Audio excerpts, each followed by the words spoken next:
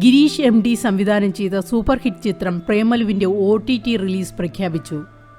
April 12-ന് ചിത്രം ഹോട്ട്സ്റ്റാറിലൂടെ streaming ആരംഭിക്കും. നിർമ്മാതാക്കൾ സോഷ്യൽ മീഡിയയിലൂടെയാണ് റിലീസിനെ കുറിച്ച് അറിയിച്ചത്. നസ്ലീനും അമിതാഭ് ബൈജുവും പ്രധാന വേഷത്തിലെത്തിയ ചിത്രം ബോക്സ് ഓഫീസിൽ 100 കോടിയിലധികം സ്വന്തമാക്കിയിരുന്നു. ഇപ്പോഴും ചിത്രം തിയേറ്ററുകളിൽ പ്രദർശിപ്പിക്കുന്നുണ്ട്. മലയാളത്തിന് പുറമെ തെലുങ്കിലും തമിഴിലും പ്രേമലുവിന് വലിയ സ്വീകാര്യതയാണ് ലഭിച്ചത്.